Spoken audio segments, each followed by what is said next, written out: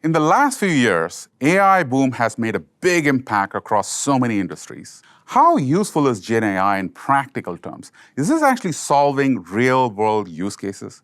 This is like gold rush. We are digging for gold. Are we finding it? How much gold is there to get?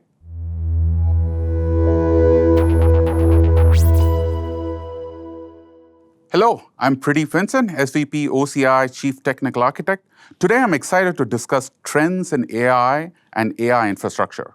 Joining me to deep dive into these topics is Professor Dan Roth, our Chief AI Scientist. Welcome, Dan. Thank you, Pradeep. It's really good to be here. Your experience in cloud technology is truly remarkable, and I'm looking forward to hearing about the innovations happening within OCI that are reshaping AI for our customers. Well, so you had an illustrious career from academia to startups to big companies and to all the way to Oracle, all in the AI field. Can you talk about how you see AI change in the last 10 to 20 years? About 25 years ago, we started a formulation that we called learning to reason, where the idea was to think about how do machine learning systems that basically feed from data, examples, and try to do inductive reasoning can integrate with real reasoning systems. At that time, this was kind of a theoretical framework that we could study computational complexity issues and so on. Today, this is a highly practical field and really can be viewed as the underlying theory of what is called today neurosymbolic AI.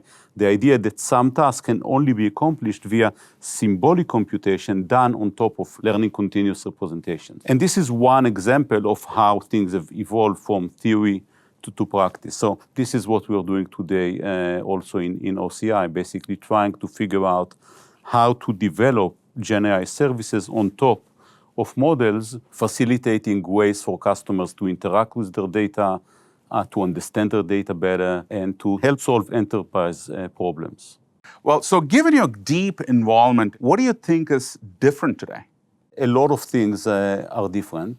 Before that, I want to just say that AI is actually not new, not to OCI, not to the other large companies. Yeah. Now AI kind of takes a little bit different meaning because everyone knows about it. And because of that, there's also a little bit of pressure on companies like us to actually deliver something. And there's a lot of misinterpretation of what generative AI is and what these models can do.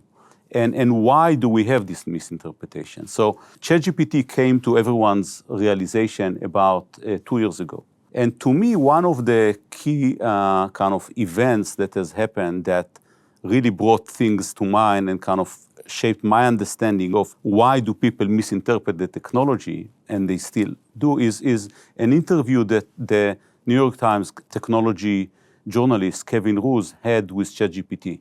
This was a 2 hours or so long interview. And if you look at the transcript, it's extremely impressive. The model knew so many things. The model was completely fluent. Was it smart? I don't know. At the end of the interview, the model asked Kevin if he wants to leave his wife and move in with it. and it also indicates that the model has read transcript of some books and movies. But we've learned that when you take these deep neural networks and train them on so much data, we learned that we can produce linguistically coherent text. But we as human beings, we were trained all our life to equate being linguistically coherent with being very smart. And we project this to these models. I think this isn't the case. Models are linguistically coherent, but there are many, many things that they still cannot do, and in some sense, will never be able to do on their own. And this is something that we have to understand if we want to, take the benefits of the models, but also understand the risks that this technology can have. It's very, very different from how we human beings learn. When we are trying to learn how to ride a bicycle, we don't learn it by reading 1,000 books on riding a bicycle. We actually sit on a bicycle, and as part of that, we kind of figure out how to balance our weight to make the bicycle go straight. Think about the way some of these models are trained.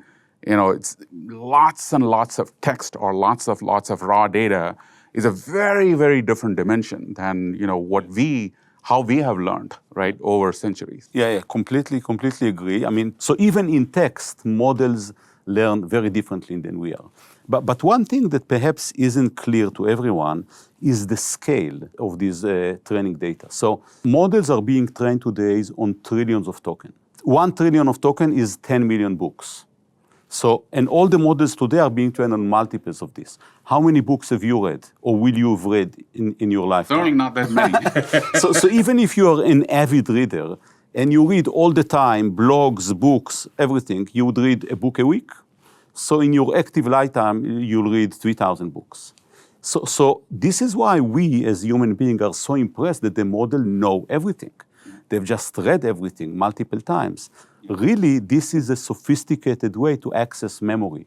Now, this is sometimes very good. It can help us to solve a lot of problems, but we just have to understand the difference between sophisticated memorization, which I sometimes call token bias, and the ability to actually do reasoning.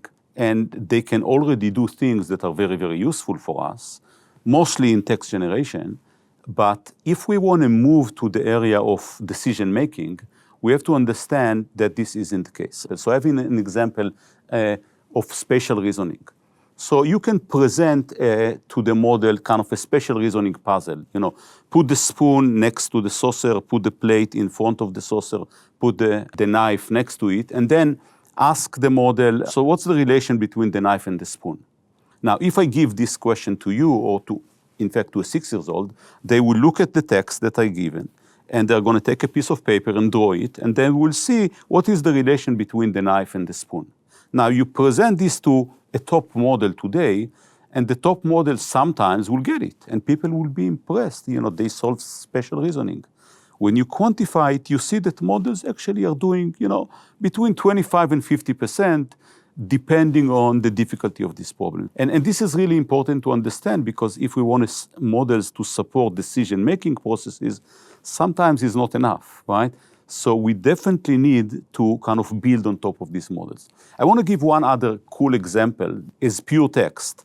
This is driven by what Tversky and Kahneman did, 40 years ago, where they studied human reasoning. And they gave examples to models. There's a classical example that is called the Linda example. So they give a short story about Linda. Linda is a 31 years old, single, outspoken, very bright. She majored in philosophy. As a student, she was deeply concerned with issues of discrimination, social justice, and so on. And then they ask a question about Linda. Which is more probable? Linda is a backteller, or Linda is a backteller and is active in the feminist movement? Now, people that are not trained in logic or in probability would choose the second one, because it makes sense that she is active in the feminist movement.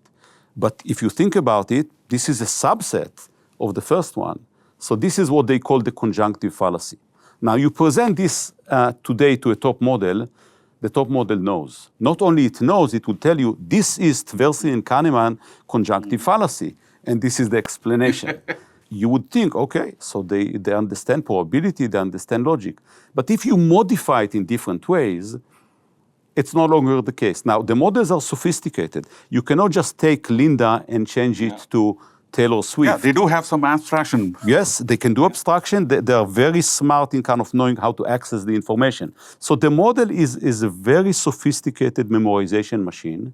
It doesn't do the reasoning the way we think about it. So the bottom line is that the world has a structure. People sometimes identify this structure, not always, because not always they need to identify this structure. But models cannot identify this structure. They basically are doing this kind of memorization token bias. And again, it doesn't mean that we cannot build on top of this model to solve problems that we want, but it means that the model as they are will not do it.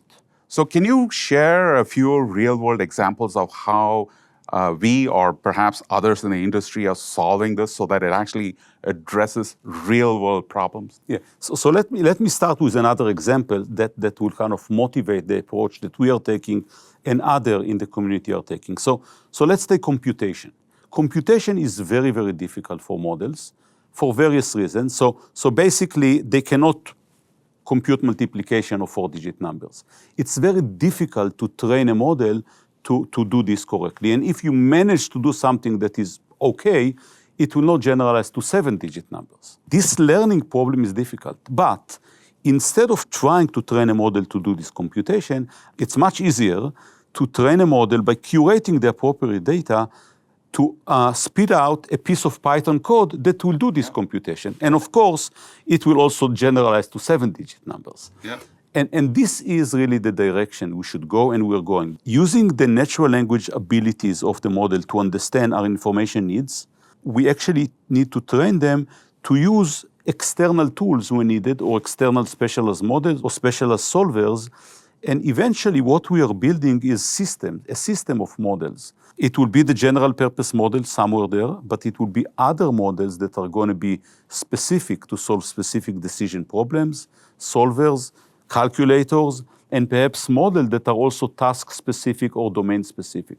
This is the key direction, which people think about it today as an agent architecture, but the fundamental issue is this is a system of models that is capable to addressing your information need in a much better way. And once we are talking about systems of model, we are moving back to your court, how to build this large system, how to deal with the networking issues, how to support the training of these multiple models from an architecture perspective. As a system of models, as you said, where do you think it's actually going to take us? Can it write software all by itself, based on requirements, or can it start reasoning like a human being? Where do you think we will be in 3 years? Well, it's difficult to make predictions, especially about the future, but You I'm should going to make try anyway. to bite. And first of all, I'm going to say that no, models will not reason like humans do, but in some cases, they may be much better. Calculators are much better than me in computation. I expect that in the next 3 years, models are going to be a lot more consistent and more reliable in many supportive tasks. We should be able to interact with our cars, with our PowerPoint, with all the software system, database systems in natural ways. They don't need to be like humans, but they should be reliable enough so that they can assist us to be very effective and more productive. I don't think they will write all software, but they will help us write software. They will not generate good movies. Can it generate bad movies? Bad movies, I think you can There almost you go. do. Yeah. They will help us make better health service, for example, because today a lot of the limitation of the health services is basically communication. The data is out there, but people cannot access it in the right way, cannot accumulate the information in the right way, in a content-driven way. So while they will not be like us, I think in some cases they will be better than us, and they will allow us to basically be more productive, really better assistive technology than what we have today. So today, Oracle has a lot of databases. A lot of large companies have their data here, but how do we access this data? Do we know what's in the data? Do we know what happened yesterday to my data? All these things are going to be facilitated by better interaction via language models. And this brings us back to the question of, can you discuss some of the innovations that OCI brings to the table in this space? Well, absolutely. We actually started out, mostly centered around our networking technology. AI infrastructure requires massive amount of network bandwidth and specific types of network that does RDMA, which is remote DMA capability that is really high performance. And it essentially enables a cluster of GPUs to function as one cohesive unit so that it can be used for training or inference, in many cases training, because that's that usually that tends to scale up quite a bit. OCI, we had a lot of experience with cluster networking. So right from day one when OCI launched, we actually had RDMA capabilities. It was just like used for database services. And then customers asked for similar capabilities for HPC application. We launched external products with that. Then when Gen AI came along, the requirement for massive superclusters came out. So we've been essentially building on top of the the networking technology and the investments to really build out these GPU clusters. Now we have clusters that have more than 100,000 GPUs, and it's really one of the differentiating aspects of AI infrastructure, right? But that's clearly not the main one, right? So there's a lot more to AI infrastructure than networking, but that is an important piece. So there are other challenges in kind of scaling this massive GPU cluster. Some of them have to do with engineering, some of them have to do with energy. Can you talk a little bit about, what are the challenges? Yeah, a couple of them come to mind. The first one is density, right? And when you say density, people usually think about density in the form of densely packing compute capacity in order to drive power efficiency or cooling efficiency. But that is definitely true. However, the way I look at it in the context of AI infrastructure, the key reason for density is actually networking. And if the reason why it's networking is if you think about cluster of compute capacity, GPU or something else, when you actually pack them really tightly from a physical space perspective, you can actually build networking with much higher bandwidth and much better reliability than we could if the same compute was spread out across a large data center or data center campus footprint, right? So when you bring them together into a dense physical footprint, it fundamentally improves the networking, and that's one of the key drivers, right? Now, obviously, density brings a whole lot of challenges as well. Traditionally, air cooling is what most of the data center compute IT capacity use, but that really is not practical anymore, given the density we want to take this to in order to enable the networking, right? When you actually use liquid to cool the chips, it's actually a lot more efficient in terms of how much capability it has to bring out the heat very quickly. So it actually is a lot more energy efficient than traditional air cooling. Okay, so this is really interesting. So what are the challenges in power management? If you think about very large clusters that are used, particularly for training, they tend to have very synchronous workloads. What that means is that they all go up at the same time, and they come down around the same time. And they are centrally scheduled, and they go up this way and come down this way for a variety of reasons. It could be for checkpointing. It could be because the parallel training algorithm is essentially going through some form of data exchange step, where all the compute capacity essentially comes down a little bit while the data exchange. And then once the data is exchanged, everything goes back again, right? Now, this actually causes unique challenges from a power management perspective in the data center, right? Particularly with public cloud, you have different types of workload, and not all of them go up and down at exactly the same time, right? So they all have some form of non-correlated peaks and troughs, and they kind of make up for each other. So if you look at it the whole, it's not a huge amount of up and down power swings. Generally we have not found that to be a problem, but with AI infrastructure, they drive special type of behavior that we need to address in different ways. It can be challenge for utility provider, when there's like very large power oscillations, particularly when we talk about GPU clusters that are really big, right? It actually can be like, sometimes even ones of percentage points of the entire power grid. It's so big. And this is also true when you have, data centers that are powered behind the meter, let's say, using solar farms or, windmills or, gas turbines, whatever it may be.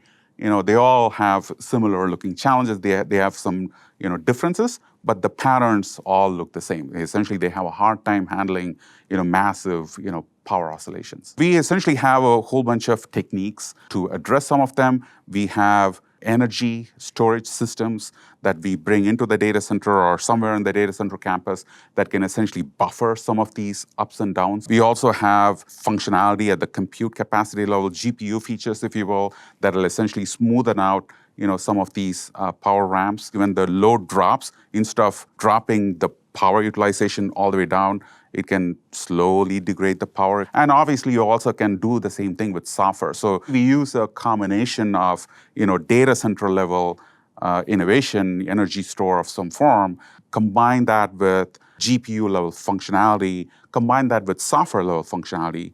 All three combined is how we solve some of these complicated problems, right? So it's very interesting because I come from software world. I'm not a data center guy. I'm not an electrical engineer. I'm not a mechanical engineer. But in AI infrastructure, there's no real difference. Folks from software world have to think about every aspect of the data center. the mechanical, the electrical, the power utility, everything. And the power people also need to think about what the software is doing. And you kind of need to work together in order to drive the maximum efficiency. So where do you see this AI infrastructure going in the next 2 years, for example? Maybe I can predict this better than you can with the models.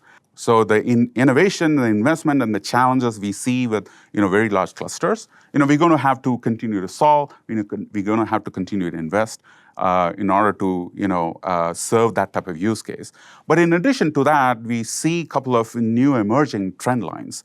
One of them is sovereign AI, where we see many countries.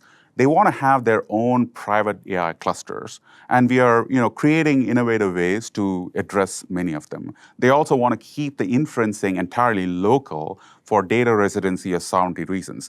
And this is actually not just for inferencing. We see the pattern across the board for any type of computing, right? So we are essentially solving for some of those type of challenges by essentially having not just like large GPU clusters, but also more cost-efficient inferencing capabilities that are spread across the globe, if you will, right? And the second trend line, that I see is that at some point, inferencing has to take off really big. Otherwise, we're not going to be able to pay for all the training. Right? In order for inferencing to really take off, apart from large clusters, we also need a lot of low-cost options. So looking ahead, how do you see Oracle Gen AI scaling to handle even more business-specific use cases? So the key words here are systems of models and verticalization. So I think that innovation in architecture will allow us to use the power of general-purpose models on one end, and at the same time augment the capabilities with better abilities to support decision-making specialized to specific domains, be it health, finance, or others. They all care about understanding their data, interacting with the data productively, and making their employees and customers more productive. In particular, that means efficient and accurate retrieval of data from text, tables, PDFs, images, even videos. Most of these are still key challenges today, and facilitating reasoning on top of this data could be aggregation or many other decision-making support. So we are developing agents that are components in systems of models. Some of them are general purpose, some of them have specific capabilities to reason over tables, to plan a sequence of API calls with various productivity tools. So these business challenges require that we develop a systems of model framework that our customers can then instantiate and address their problems. So the challenges in these areas are really bridging the gap between raw models capabilities that, as we said, are somewhat limited, and those that are required in order to support solutions of real business problems. And I think this is a great and exciting arena to play in. Well, thank you, Dan. It was great to talk with you about the trend lines of AI and AI infrastructure. This is clearly a lot of work that needs to be done. Thank you, Pradeep. It was great talking to you too.